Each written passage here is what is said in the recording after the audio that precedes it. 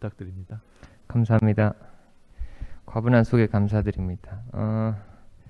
서울대학교 완화의료 임상윤리센터는 우리나라에서 이제 완화의료에 있어서도 그렇고 임상윤리 분야에 있어서도 그렇고 굉장히 독특한 위치에 있습니다. 이런 뜻깊은 자리를 마련해 주셔서 대단히 감사드리고요.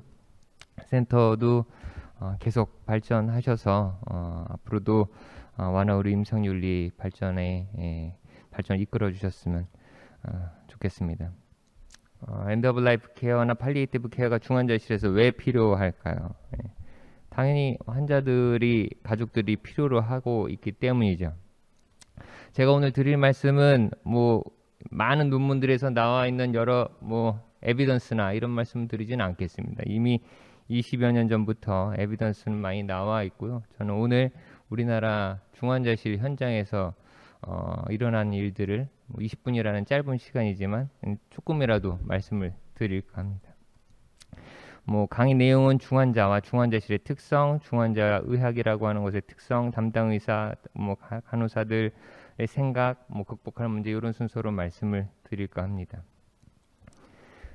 중환자실 좋아 보이죠? 멋있어 보입니다. 안타깝게도 우리나라는 아니고 중환자와 중환자실의 특성에 대해서 먼저 말씀드려 보겠습니다.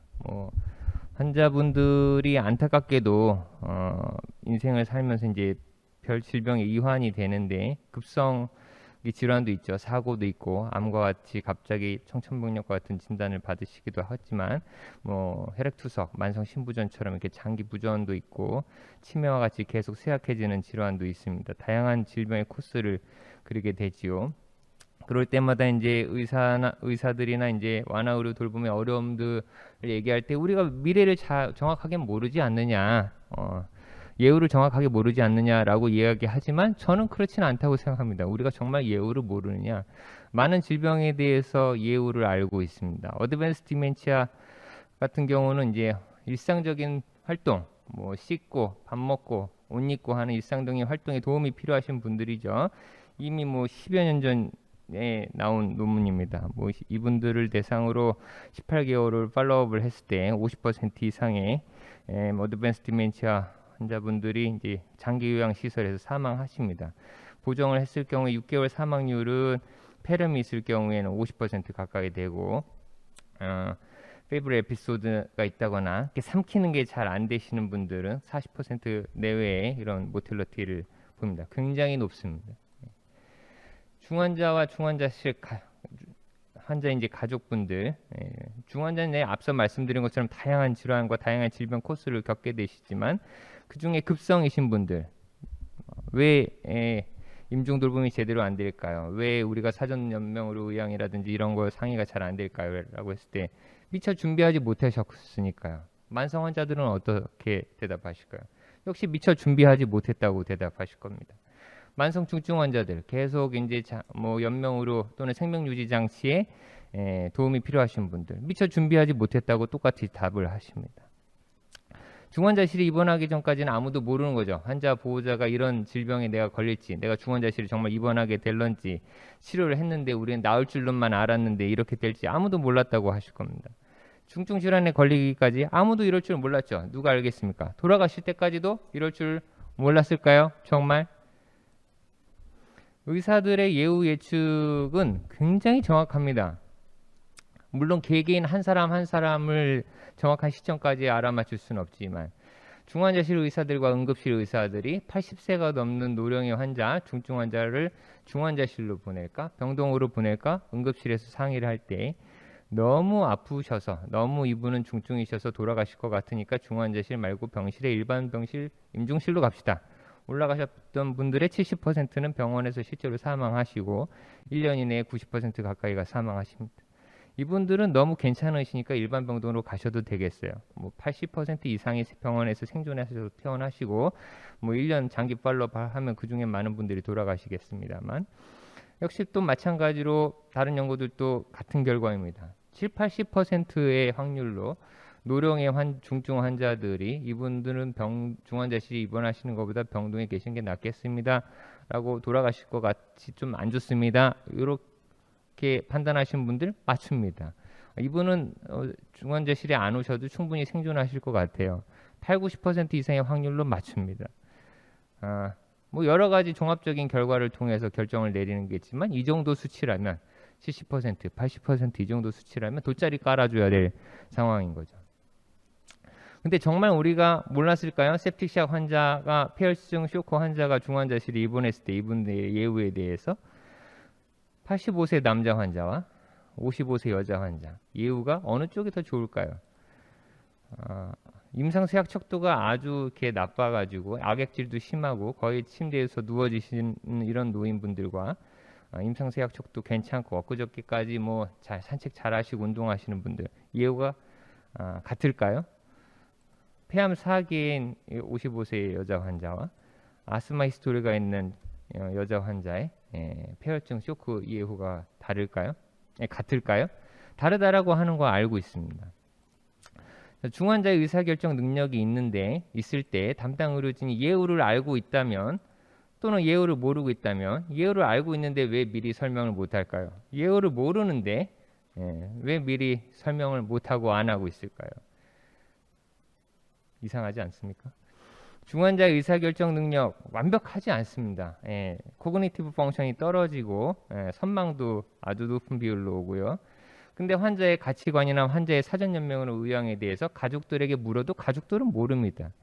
취약계층과 빈곤층은 중증질환 유한 위험도가 굉장히 높죠. 이분들은 왜 미리 우리가 몰랐을까요? 뭐 조사하지 못했을까요? 가족의 지원이나 관심이 충분하지 못한 환자도 많습니다. 입원했을 당시에 왜 우리 물어보지 않았을까요? 아주 멋진 중환자십니다. 물론 우리나라는 아니죠. 뭐 이 침대, 앞 펜던트, 뭐 너비만 봐도 한 30제곱미터 정도 나오겠는데 이 정도 방 꾸미려면 한 2억 정도 들어갈 것 같습니다. 창문도 있는 이런 중환자실 어떻습니까? 여기서 환자분이 생존하시면 참 좋겠습니다만 만약에 임종을 하시게 된다 하더라도 가족들과 함께 여기서 환자분들을 잘 돌봐드릴 수 있는 환경이 되지 않을까요? 근데 물론 코로나라고 하는 특수한 상황이었습니다만 어땠습니까? 영국의 중환자실입니다. 아주 큰 병원은 아니겠지만 브라질의 중환자실입니다. 중국 우한의 중환자실, 우리나라 평택의 어떤 병원의 중환자실입니다.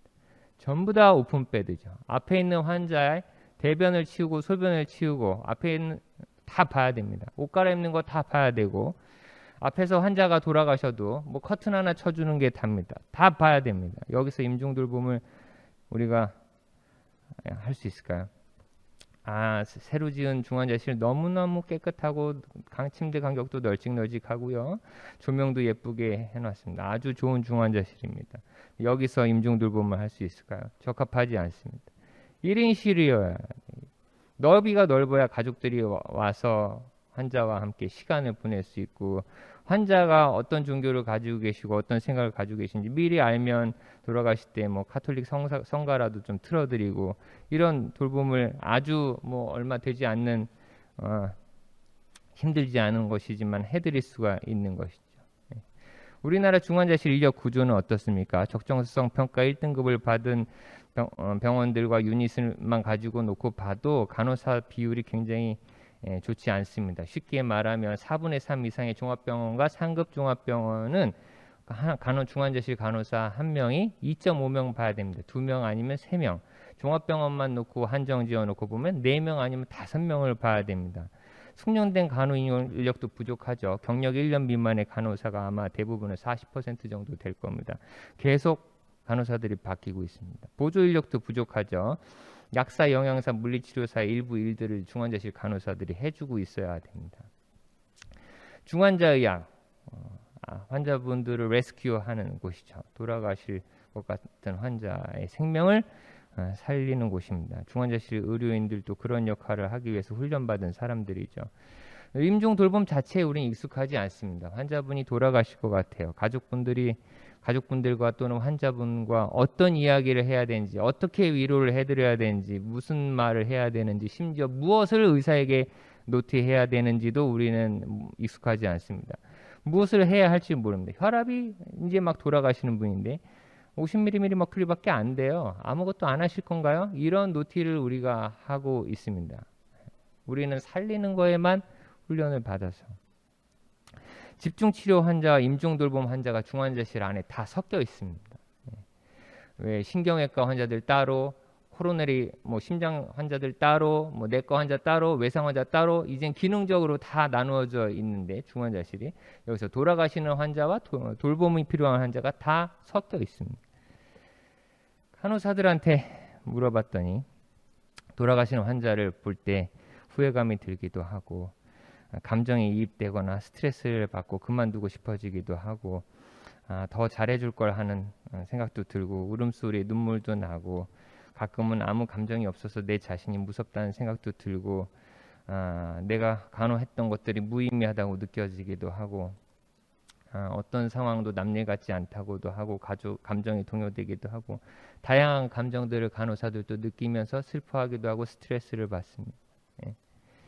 중환자의학과 중환자실 의료회는 집중치료와 급성기 치료를 위한 공간입니다. 여기 서울대학교 병원 내과계 중환자실 사진인데요. 1인실로 아주 선도적으로 몇 년 전부터 이제 꾸며 놓으셨습니다. 좋은 결정이라고 저는 생각하고, 우리나라 많은 중환자실들이 이렇게 좀 1인실 구조로 바뀌어야 된다고 생각합니다. 죽음은 당연히 경험하고 싶지 않죠. 누구도. 하지만 의사들이 환자가 돌아가시는 것을 자신의 실패라고만 생각한다라면 환자에게 필요한 것을 찾아주기 어려울 겁니다. 나쁜 소식 전하기 누구나 어렵습니다. 누구나. 우리는 좋은 소식만을 환자와 가족들에게 전달하고 싶죠. 여전히 일부 선생님들은 또 소송을 당하면 어쩌나 하는 걱정을 하실지도 모르겠습니다. 반면 중간에 우리 이제 치료 목표를 바꿉시다 이런 얘기보다는 끝까지 했을 때 자신은 최선을 다했다는 안도감이나 자기 위로, 소송은 안 당하겠지라고 하는 생각을 하고 있는 건 아닌지. 2021년에 우리나라 이제 11개 중환자실에서 국내 이제 환자들의 연명으로 유보 중단을 하고 돌아가시는 상황들을 살펴봤습니다. 한 170여 분 환자분들을 살펴봤는데, 의사가 판단했을 때 기계 환기가 이분한테는 연명 의료였습니다라고 하는 환자들이 연명 의료 중단을 기계 환기를 실제로 하신 비율은 4분의 3 정도시고, 기계 환기를 했는데 기관 내 발관을 한 경우는 절반밖에 안 됩니다. 그럼 나머지 분들은 인공호흡기 껐는데 왜 여기 30분 가까이는 인공호흡기를 기관 내 발관을 하지 않고 입에다 튜브를 문 채 돌아가시게 놔뒀을까요? 혈액투석을 중단하신 비율은 3분의 2 정도 되고, 승합제 중단한 비율은 4분의 3 정도 됩니다. 이런 사례를 한번 볼까요? 80대 남자 환자가 있었는데 12지장 궤양 천공의 복막염, 폐혈성 쇼크로 응급실로 오셔서 응급수술을 이제 했습니다. 응급수술을 하시고 난 다음에 폐혈성 쇼크에 이제 급성 심부전이 왔고 소변이 안 나옵니다. 의사 입장에서는 혈액투석을 해야 되겠습니다 라고 얘기를 할 겁니다. 환자 컨디션은 상당히 많이 떨어져 있겠죠. 혈액투석을 하면서 약간 컨디션이 좀 좋아져서 회복되는 듯 하다가 허혈성 장출혈이 발생하면서 확 나빠집니다. 다시 좀 좋아지시는 듯 하더니 급성 심근병증이 생기고 심방세동이 생기면서 여기서 일주일째 지금 벗어나지 못하고 있습니다. 그러면서 이제 폐렴이 올랑말랑하고 있습니다. 이 환자의 임종기는 언제일까요? 이 환자분의 의학적인 임종기는 여기 점선으로 찍혀져 있는 전부 다이죠. 만약에 이 치료가 이 환자가 받아들일 수 없는 치료이고 환자가 치료 결과에 따른 삶을 받아들일 수 없거나 이런 치료를 원하지 않으시거나 라고 한다면 이와 같은 집중 치료가 없을 때 이분은 돌아가시는 거기 때문에 넓게 보면 임종 과정입니다. 다시 말하면 우리는 환자가 의식이 있을 때 또 환자 가족과 함께 이 환자가 평상시 어떤 생각을 가지고 계신지 지금 묻고 알아야 지금 하고 있는 이 치료가 환자에게 도움이 되는 것인지 환자의 최선의 이익이 무엇인지를 판단할 수 있는 것인데, 현장의 의사들은 환자의 의학적인 상태, 랩, 엑스레이, 검사 결과 이것만 보고 있는 것이죠. 그래서 임종과정 판단보다는 생명유지를 위한 무언가를 하는 곳이 중환자실이었습니다. 뭘 해야 할 줄도 몰랐죠. 그냥 시간이 갑니다. 시간이 가다가 환자가 좋아지셨으면 모르겠는데 계속 나빠지시기만 하면 치료 행위만 계속 이어지고 돌봄은 없다가 임종 직전에 이르게 됩니다. 극복해야 될 여러 가지 문제들이 있죠. 우리가 쓰고 있는 전자의무기로 이것은 미충족 돌봄을 찾아내고 제공하기 위한 시스템이 아닙니다. 설계 자체가 원무 행정과 때로는 빅데이터 수집을 위한 플랫폼이지 환자를 위한 플랫폼이 아닙니다. 간호사들이 임종 환자의 직접 돌봄이나 간호보다는 의무기록 처리, 행정 처리에 매달려야 하는 것이죠. 예. 의사의 권고에도 중환자실에서 우리나라는 퇴실하지 않을 수 있습니다. 가족분들이. 그럼 다음 환자가 중환자실로 입원하지 못하고 병동의 임종실로 조금이라도 상태가 좋을 때 옮겨가셔서 거기서 가족과 함께 시간을 보내셨으면 더 좋았을 텐데 임종실로 가지 못한 채 중환자실에서 더 이상 이제 이송도 못하는 상황으로 이제 돌아가시게 되는 거죠. 그럼 병동에 임종실은 있습니까? 우리나라에 임종 돌봄에 익숙한 인력은 있습니까? 전문 인력이 있다고 하더라도 그 인력이 오롯이 임종 돌봄을 돌봐줄 수 있나요? 간호사 한 명당 평균 병동 환자 수가 몇 명입니까? 종합병원 다 커버했을 때 얘기입니다. 상급 종합병원이라고 하더라도 10명 정도의 환자는 봐야 될 겁니다. 이미 20여 년 전부터 미국에서는 이제 왜 우리가 중환자실에서 임종 돌봄을 못할까를 대상을 이제 많이 연구를 했습니다. 그 중에 하나가 의사들이 임종 돌봄에 대해서 스킬을 우리가 배우지 못했다.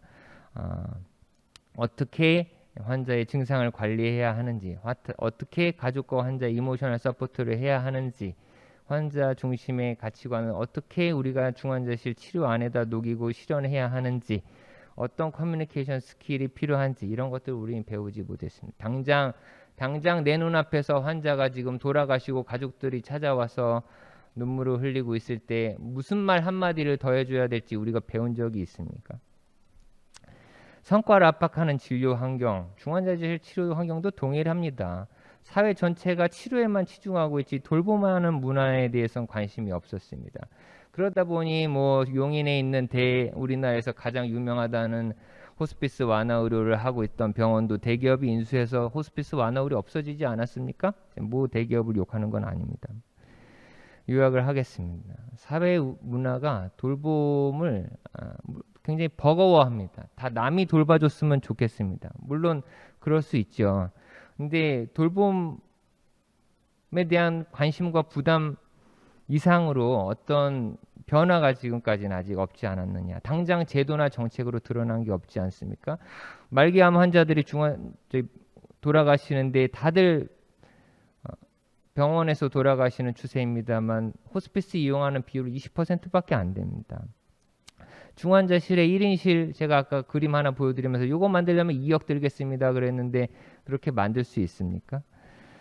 의료기관 입장에서도 이러한 그 규모의 경쟁, 수익에 대한 경쟁 무시할 수가 없습니다. 그렇다면 완화 돌봄을 속된 말로 아웃소싱이라도 해서 다른 여러 완화 의료를 잘하는 의료기관 작은 의료기관들이 완화 의료 중심으로 성장할 수 있게 하는 제도나 정책은 어떻습니까? 그런 건 역시도 없습니다. 우리나라가.